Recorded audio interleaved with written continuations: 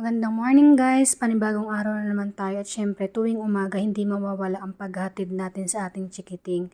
Tuwing umaga yan, di ba? Kasi nga start na ng pasukan. So no choice tayo kung hindi gumising ng maaga palagi at intindihin lahat-lahat ng dapat intindihin natin. Marami tayo guys kaganapan for today's vlog. Ipapakita ko sa inyo yung mga pagagawin natin. Kasi ngayong araw din na ito ang ultrasound ko. So kahit ano mang mangyari or kahit ano mang result, siguro masasad ako or mahahappy ako, kailangan kong i-accept yun. Kasi, syempre, kapag ka nagkasakit ka na guys, ang kalaban mo is yung sarili mo. Kaya kailangan mong maging matatag at maging strong. Dahil walang ibang tutulong sa'yo kung hindi yung sarili mo talaga.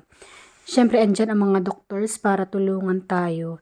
Pero kailangan talaga na strong tayo, mentally prepared tayo para tulungan yung sarili natin. Balik tayo guys dito for today's vlog natin, sa video natin. After ni naman na umuwi, ayan, syempre 'di ba, lagi na lang tayong pupunta sa park kasi mas gusto niya na makipaglaro sa ibang bata kaysa magstay sa bahay. So, dinadala ko siya sa park para maglibang din guys. At lalo siyang masanay na magstay sa ibang bata. Yun lang ang kagandahan talaga dito. Tsaka yung discipline ng bata is makikita mo talaga na okay yung paglaki niya, nadidisipline siya ng ayos. Tapos yung ibang bata na nakakahalubilo niya is mga may disiplina rin talaga. Kaya nakakatuwa lang guys na para kay Noah. Hindi naman sa iniaano ko ang Italy or yung kung papaano sila mamuhay dito. Pero iba kasi yung nakikita ko na kung papaano lumaki si Noah dito. Talagang iba. Guys, for the lakad na rin tayo. Kailangan nating mag-exercise dahil hindi lang naman porke ginagamot tayo is gano'n na lang na maghihintay na lang tayong gumaling. Siyempre, kailangan natin tulungan ang katawan natin. Kailangan natin ng maraming exercise, healthy meal, healthy diet. Dahil sa pagkain din guys talaga nakukuha ang mga sakit. Lalo na sa panahon natin ngayon, di ba? Na puro fast foods, puro chemicals, puro additives or kung ano-ano mang nakalagay na sa pagkain natin. Kaya talagang iba pa rin guys talaga yung pangarap ko na magstay sa malapit sa nature or magkaroon ng lupa talaga sa mountains or makapagtanim ka doon, yung magkaroon ka ba ng bahay kubo. Tapos paglabas mo ng bahay, may mga tanim ka or kailangan mo ng gulay, kailangan mo ng pagkain ng mga fruits, pipitas ka lang. Ganun guys yung pangarap kong buhay, hindi yung dito talaga sa Italy. Pero pagdating sa education guys, ano talaga mas gusto ko dito. Hindi ko alam kung bakit kasi nakikita ko the way silang magturo is napaka-advance. Imagine niyo guys, grade 1 pa lang si Noah.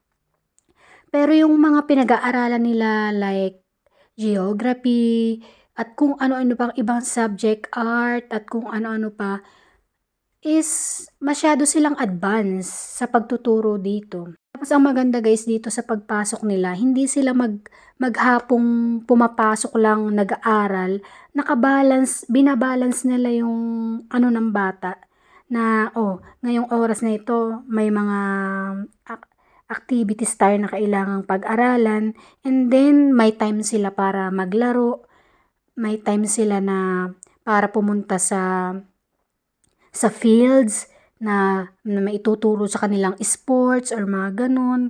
Grade 1 pa lang guys, ganun na yung ginagawa sa kanila. Tapos ito yung dinner natin nung gabi guys. Kasi may isda akong binili. Mackerel siya. Tapos ito naman, mga balat-balat siya ng baka. So ginawa ko siyang soup kasi malamig na yung panahon natin. Tapos nung kinagabihan guys, after dinner namin, ay pupunta ulit kami sa mountain.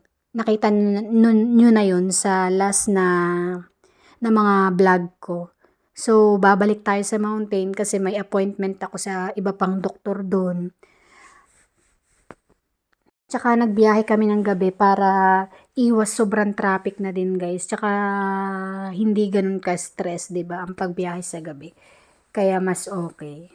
Excited ako guys kasi makikita ko na ulit ang aking mga tanim ng mga tomatoes at kung ano-ano. So, i-harvest natin siya. Papakita ko yun sa next vlog natin. Ang pag-harvest pati guys ng grapes at ng mga tomatoes natin kasi sayang naman 'di ba kung iiwanan lang natin siya doon. Kaya for the next vlog natin, ipapakita ko yung pag-harvest natin. O 'di ba? At hanggang dito na lang guys kasi gabi na. Bukas